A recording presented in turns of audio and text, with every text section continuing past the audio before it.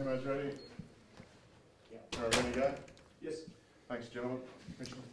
Well, thank you for coming along. At about 9:30 this morning, a grass fire started in the Cudlee Creek area, and due to the nature of the weather conditions that we're experiencing today, that fire has the potential to impact upon a wide area of the Adelaide Hills. As the State Coordinator under the Emergency Management Act, I've deemed it appropriate that we call a press conference to emphasise the serious nature of this fire and the potential impact, and to ensure people are in a position to take appropriate action. I'd urge everybody who is in this area to closely monitor ABC radio alerts and keep an eye on the CFS website as well to keep informed of what's occurring.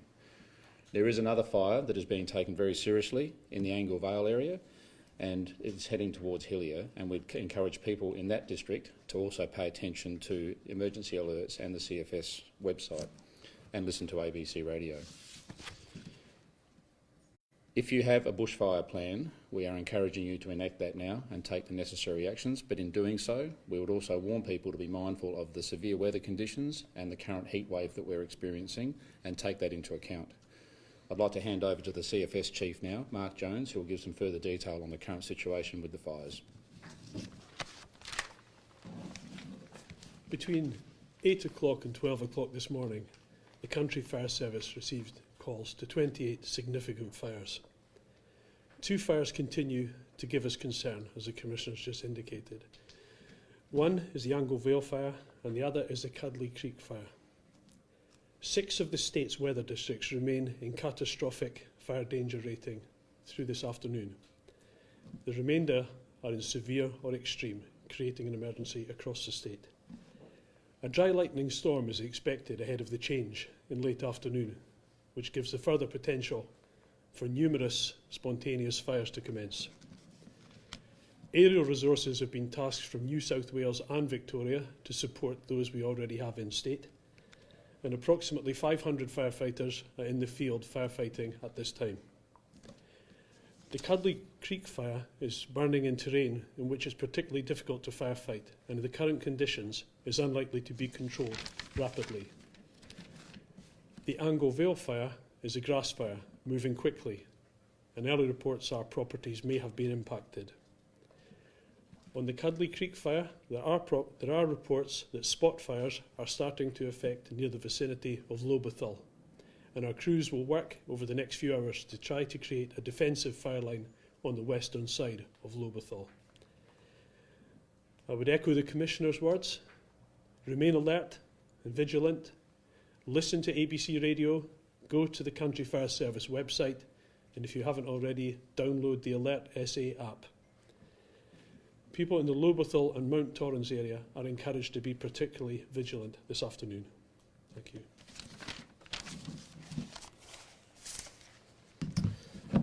Well, as the Commissioner said, we are in a period of extreme heat wave, and at the end of 4 days of extraordinary heat, we've seen a number of weather temperature records broken across the state.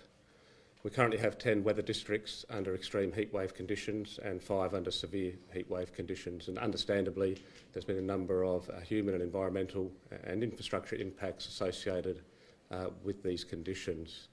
Indeed, over the last 3 days there's been a significant increase in ambulance movements, hospital presentations and hospital admissions. The government has its Telecross Ready service activated, providing outreach to vulnerable clients. We've also enacted the Code Red protocol, which provides additional support for rough sleepers and the homeless, with extra space available in West Care overnight and extra services through Tracer Place and Hutt Street Centre. I'd like to remind all South Australians during these conditions to remain vigilant, stay hydrated and wherever possible stay out of the heat. It's really important too that all South Australians take time to check on family, friends and neighbours, particularly those who may be vulnerable. And as the cool change comes in on the weekend, I'd encourage all South Australians to continue those checks, because we do know that the ED presentations and the hospitalisation rates continue for a number of days following the cool change coming through. Most South Australians will be hard-pressed not to notice the dust and smoke in the air, and I'd encourage all South Australians who are on the roads to take extreme caution, particularly where there's reduced visibility. In terms of the heat for the rest of the day and into Saturday, I'd like to remind everyone not to forget about their pets. They need plenty of water and shade to survive these conditions. And we've also seen over the last 48 hours an increase in the number of call-outs for SES volunteers, CFS volunteers and Metropolitan firefighters to incidents involving trees down and limbs falling. These types of conditions cause large trees to stress, and I'd caution anybody working in and around large trees to exercise extreme vigilance and caution. Thank you. Questions, please? Mark, can you please elaborate on the difficulties the firefighters are currently facing at Cudlee Creek, particularly with the smoke and the aerial firefighting efforts? A number of challenges in the terrain they have. They've got a number of gradients on which to firefight, fires burning uphill and cross hillsides, which means access is very difficult and dangerous for firefighters. The lack of visibility due to the wind blowing the smoke sidewards makes it very difficult for people to locate themselves in the fire risk area. And it's very difficult to apply normal firefighting techniques such as water bombing in heavily wooded and upslopes and terrains. What kind of effect could a dry lightning storm this afternoon have on those conditions? Multiple ignitions in areas which aren't burning at the moment would be our main concern. Our resources are finite and we can only get them on a certain number of fires. The fact that the crews expertly put so many fires out quickly this morning enabled us to get a lot of hands on the jobs which remain of concern to us. But of course, multiple fires have got to be tackled as best we can. Perhaps just elaborate for those who don't understand what the cool change will do this afternoon, pushing what would be the eastern flanks ahead of the fire and the challenges that will present to your firefighters later today. Okay, stronger winds are always a bigger challenge for us. We're already in catastrophic due to the temperature, multiplied by the winds. That increases the effect upon the fire, makes them travel more quickly and of course creates more risk to the communities and to our fire crews. Mark, can you elaborate how you concerned about threats to significant townships like Loberthorne and the like? Are there any particular concerns about heavily populated areas being affected? At this time, we don't have information of heavily populated areas being affected.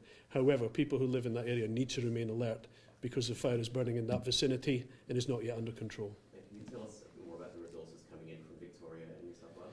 We've commissioned a large aerial tanker from New South Wales, which arrived around 10 o'clock this morning and was immediately tasked to the fire in the Adelaide Hills.